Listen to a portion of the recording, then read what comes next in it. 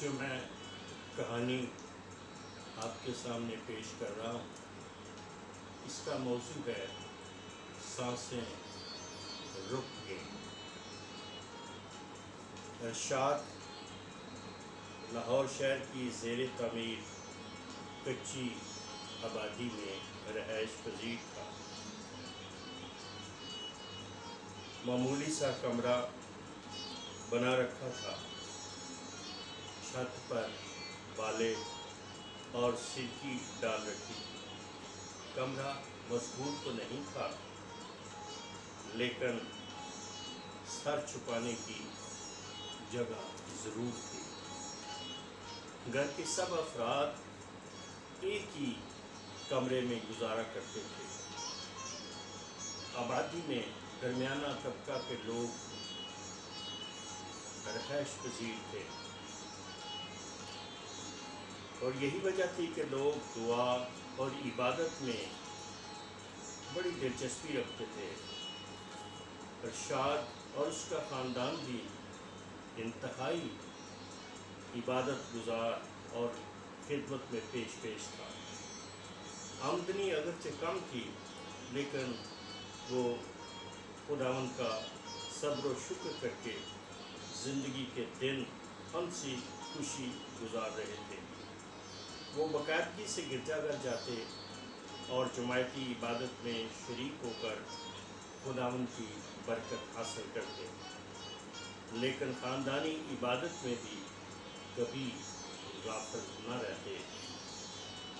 ایک شام ارشاد تھکاوٹ سے چور ہو کر اپنے گھر واپس لوٹا کہ رات آرام سے گزار سکے، کیونکہ وہ 2 دن اور 2 راتیں مسلسل کام کرتے ہوئے گزار چکا تھا۔ جولائی کا مہینہ تھا۔ شام کا کھانا کھانے کے بعد خدائے بزرگ و برتر کا شکریہ ادا کیا، تھوڑی دیر تک بچوں کو پیار کیا اور چارپائی پر لیٹتے ہی سو گیا۔ کچھ دیر بعد بیوی بچے بھی سو گئے۔ رات تقریباً 2:30 بجے کے قریب اچانک ارشاد کی آنکھ کھلی تو دیکھا کہ چھوٹے 2 بچوں پر ایک سانپ لیٹا ہوا ہے۔ اس نے سوچا شاید میں کوئی خواب دیکھ رہا۔ تھوڑی آنکھیں ملیں اور دوبارہ غور سے دیکھا تو یہ ایک حقیقت تھی۔ کتنا حیرت انگیز منظر تھا۔ ایک باپ اپنے بچوں پر لیٹے ہوئے سانپ کو دیکھ رہا تھا۔ سانپ کا پچھلا حصہ ایک بچے کی بغل میں تھا اور اس کا سر دوسرے بچے کے پیٹ پر تھا۔ کوئی ایسا باپ نہیں ہو سکتا جو اپنے بچوں پر بیٹھی ہوئی موت کو دیکھ کر خاموش رہے، لیکن بچوں کو اس حالت میں دیکھ کر باپ کی سانسیں رک گئیں۔ بچوں کو موت چھو رہی تھی لیکن وہ بے بس تھا۔ وہ سوچ رہا تھا اگر سانپ کو ماروں تو چوٹ بچوں کو لگے گی، اور اگر سانپ نہ ہٹاؤں تو بچوں کی جان خطرے میں ہے۔ اس مصیبت کی گھڑی میں میں کیا کروں؟ اس نے بڑے محتاط انداز سے اپنی بیوی کو جگایا اور اشارہ کرتے ہوئے دبے الفاظ میں اپنی بیوی سے کہا، دیکھ ہمارے بچوں پر سانپ۔ ماں نے جب اپنے بچوں پر لیٹا ہوا سانپ دیکھا تو بے اختیار اس کے ہاتھ بچوں کی طرف بڑھے تاکہ وہ اپنے بچوں کو موت کے منہ سے چھڑا کر اپنی باہوں میں لے لے، لیکن یہ خطرناک ہو سکتا تھا۔ وہ چاہتے ہوئے بھی اپنے بچوں کو نہ چھو سکی۔ انسانی زندگی میں ایسے واقعات بھی آ جاتے ہیں جب انسان ہر طرف سے مجبور اور بے بس ہو جاتا ہے۔ اس وقت صرف خدا کی قدرت ہی انسان کی مدد کر سکتی ہے۔ اس وقت ارشاد اور اس کی بیوی دونوں مجبور اور بے بس تھے، تنہا، بے یار و مددگار، ٹوٹے اور بکھرے ہوئے تھے۔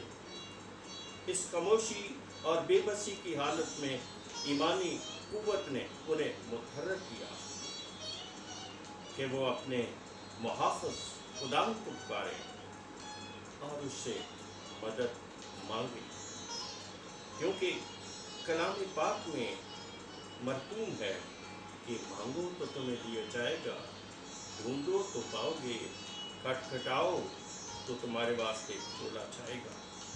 انہوں نے فوراً دل کی کوٹھڑی میں بیٹھ کر کھلی اور اشک بار آنکھوں اور خاموش اور ساکن لبوں سے اپنے خداوند سے دعا کی۔ چند ہی لمحوں میں ان کے لیے خدا کی رحمت کا دروازہ کھل گیا،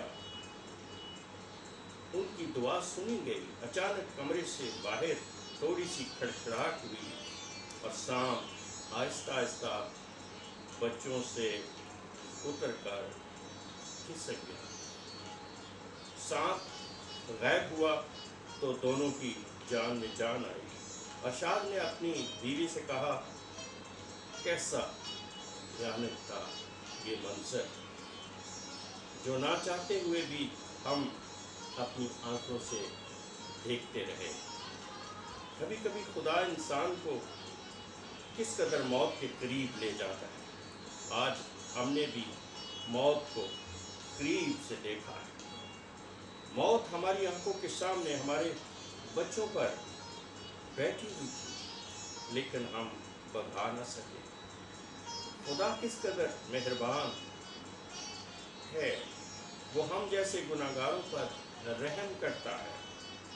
جس کا توکل خدا پر ہو اسے موت کیسے چھین سکتی ہے۔ دونوں نے بچوں کو اٹھایا، دیوانہ وار بچوں سے چمٹ گئے اور دھاڑیں مار کر رونے لگے۔ بچوں نے بڑی حیرانگی سے اپنے باپ اور ماں کی طرف دیکھا اور کہا، تم کیوں رو رہے ہو؟ بیٹا، آپ کے اوپر سانپ لیٹا ہوا تھا، والدین نے کہا۔ بچوں نے ہنستے ہوئے کہا، وہ تو ہم سے ڈر کر بھاگ گیا، آپ کیوں روتے ہیں؟ چپ کرے نا ابو جی، امی جی۔ ارشاد نے اپنی بیوی سے کہا، ہمارے گھر میں آج رات بڑا معجزہ ہوا ہے۔